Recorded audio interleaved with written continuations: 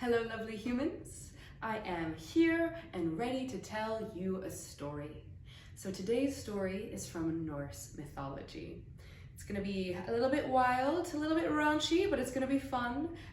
For those of you who don't know, my name is Lily. I'm a storyteller and I've been embarking on the 100-day project, the output of which is one story a week that I record and put up here.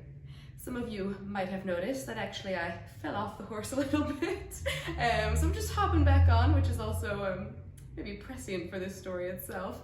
But yeah, I'll definitely have more stories to come, so feel free to subscribe and stay tuned with all of the story developments as and when they come, sometimes a little more spaciously than others. All right, so in the Scottish tradition, stories are told eye to eye, mind to mind, and heart to heart. So you can just take a moment to connect with the space behind your eyes, in your head, in your mind, and in your heart, and get ready to receive this story.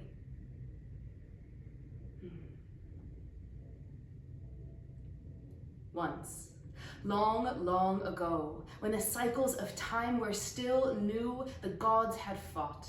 It was the Aesir versus the Vanir, two powerful, strong groups of gods and goddesses, so powerful that their fighting destroyed the wall around Asgard. Asgard, the home of the gods and goddesses, high up in the sky, accessible only by a rainbow bridge. Now once peace was found again, and they all lived there together in relative harmony. They wanted to rebuild the wall. They needed the safety, the protection from the giants and other folks who might come and try to attack and harm them. But building a wall strong enough, big enough to surround Asgard, well, that was going to be a pretty big task. And no one yet had stepped up to volunteer. Until one day.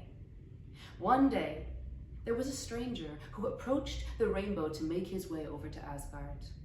He was riding a horse. He cantered over. He entered into the hall of the gods, covered with its golden roof, and there they were all sitting. There was Odin, the powerful, smart king of the gods. There was Freya, known for her beauty. There was Loki, and there were others, all sitting around. They turned to look at this new and strange person. It was Odin who spoke. "What is it that you want? Why are you here?" The stranger smiled. "I've heard that you want your wall rebuilt, and I am the one who can do it. I can rebuild your wall stronger, thicker than it was before, that no giant would ever be able to permeate it. All I need is 18 months. 18 months? That seemed pretty doable. The gods looked around at each other, but Odin, the wise one, he said, "And?" "Well, all I would need is 18 months and Freya's hand in marriage," said the stranger. At this, Freya gasped. Freya's hand in marriage and the moon and the sun. "You asked for Freya's hand in marriage, the moon and the sun? For this job, surely you know it cannot be so." Hearing what the request was, Freya had started to cry tears of gold, afraid that they might trade her for the building of the wall. But the gods and goddesses, they were shaking their head. They said, "Surely no, this price is too steep." But a voice cut across the cacophony. Wait, let's not turn down a proposition before we have contemplated it fully." It was Loki. Loki, the trickster of the gods, the shapeshifter, the one who you didn't always know what his plans might unfold into, but you knew there'd be something curious coming out from the mazes of his mind. "What do you mean we should consider this proposition?" Odin asked Loki. "Well, I have an idea."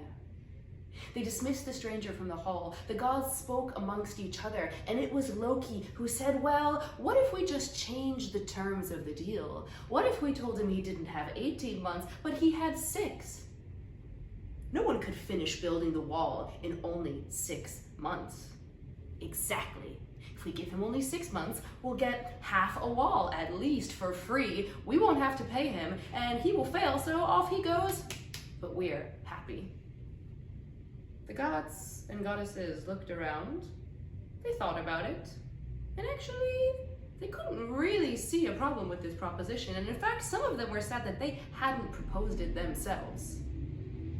And so they invited back in the stranger.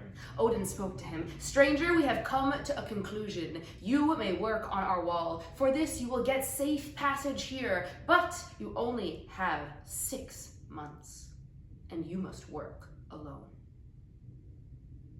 6 months to build the whole wall? Surely you know this is a fool's deal.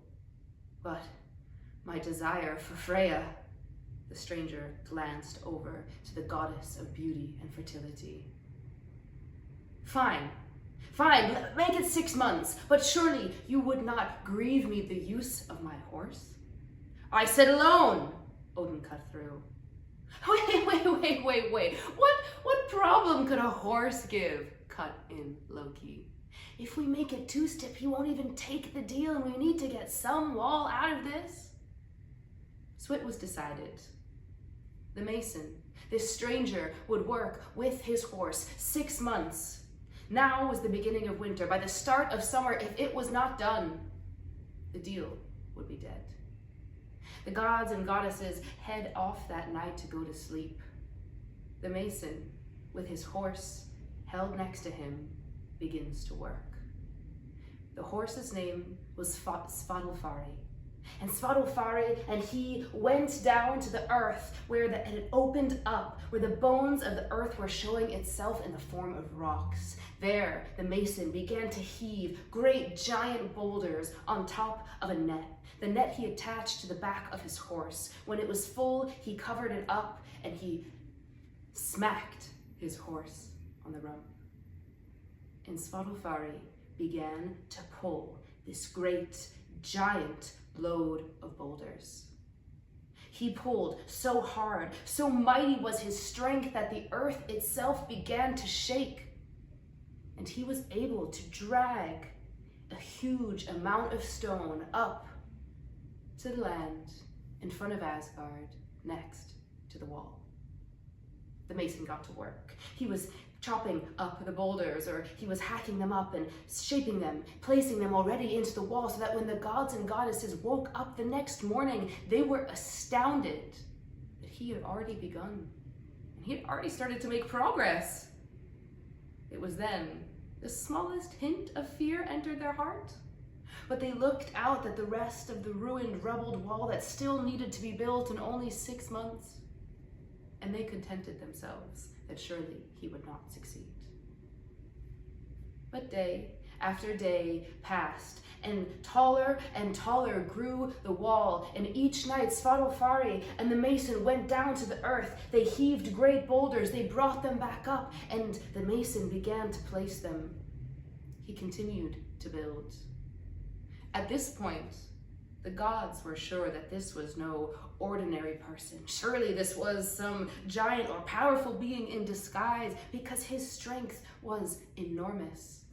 And yet it was nothing compared to the strength of his horse. Now that winter was fierce. The wind blew, the hail fell, the snow, it froze in the beard of the mason. But still, he did not stop. He worked straight through the spring, and as the summer began to creep its way into the greenery, into the sky, the gods looked and saw that there was only a gate remaining to be built. The wall was almost entirely complete, and there were 2 more days left before summer came. They called an emergency meeting. Odin cried out to the crowd, "How could we let this happen? It looks as though the mason will succeed. He is to take the sun and the moon from the sky, plunge us into darkness, and steal from us our beloved Freya." Freya was crying so hard now that the floor was flooded with her golden tears. How could we have agreed to such a thing? One by one, the gods and goddesses turned their heads to look at Loki. What? Why is everyone looking at me? We agreed on the deal, remember? We thought that, we'd get half a wall for free, and, who knew that his horse was so strong, but I don't know why that's my fault. Suddenly, Odin was in front of Loki. He was holding his shoulders gripped so tightly between his hands. It is your fault. You told us to take this bargain. You said that he could use his horse. If he succeeds and wins this bargain, then it is your life you will pay with. And I will break it out from you one piece at a time.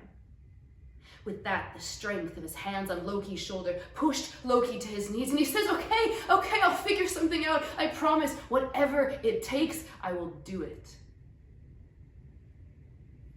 Loki left the hall. That night, when the mason and his horse went down into the earth to collect all of the stone, the mason was whistling. He felt pretty good. He was sure he was going to complete the wall. He was going to get Freya's hand in marriage, but no less, he would get the moon, the sun, and he would humiliate the gods. He was whistling a little tune. There was a bird who was whistling in the forest around him, but they were not alone in the forest that night. You see, there was a mare. A beautiful, dappled gray horse with a shining tail and a beautiful flowing mane. And she was Loki in disguise.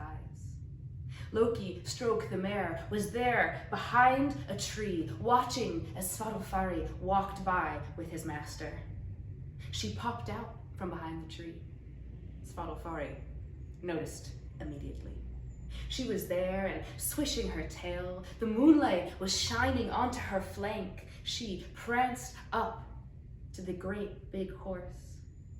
She whinnied, "Me!" and she ran off in the other direction.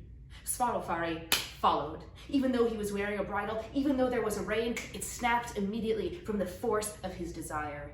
He ran after the mare into the forest, and well, the mason, he followed too. There were curses pouring from his mouth. "Come back here, you wretched horse!" And that little net was dragging behind him, getting caught in the trees. And he ran, and the horse ran, and the mare ran.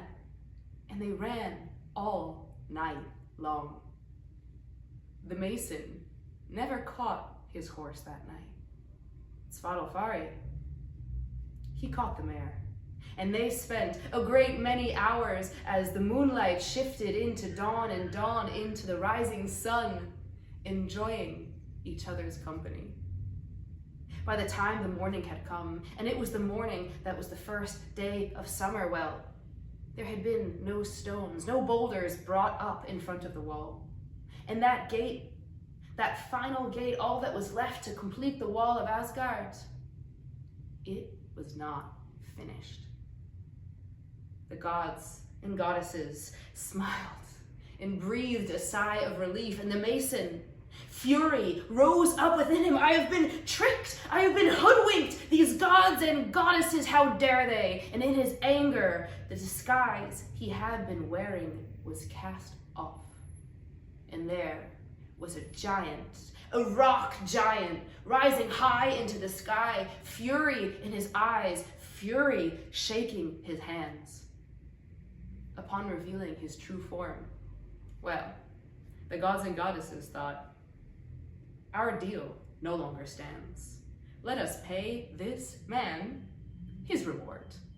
They called to Thor, who had been off far in a distant land. Thor came, he took his hammer in his hand, and he smashed the skull of the rock giant, and it shattered into 1,000 little pieces. What a reward. The gods and goddesses, they got their wall. And Loki wasn't seen for a fair few months. He was gone for a while, and they thought about it briefly, but then one day, there he was, walking over the Rainbow Bridge. He was whistling a little tune, and behind him, he was pulling a small colt, a small baby horse with 8 legs. He walked into the halls of the gods. They looked around, and Loki said, "My son." Odin looked at the horse and thought, "That is quite a beautiful horse." And Loki said, Odin, you take it. It's for you. This is Sleipnir. 8-legged, the fastest horse you will ever find in this world. This horse could ride across the air. This horse could ride across the water. This horse could take you down to the land of death itself. Take it as a gesture of my good faith." And so it was that Odin got Sleipnir, the 8-legged horse. Loki became a mother, and well, the gods and goddesses, they got their wall.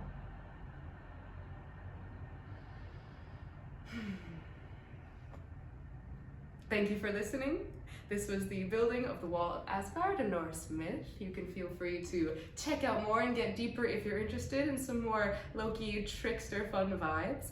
Feel free to comment below with anything that stood out to you, any imagery, any questions, and if you want to stay following my journey, sharing these stories, feel free to subscribe to this channel. See you next time.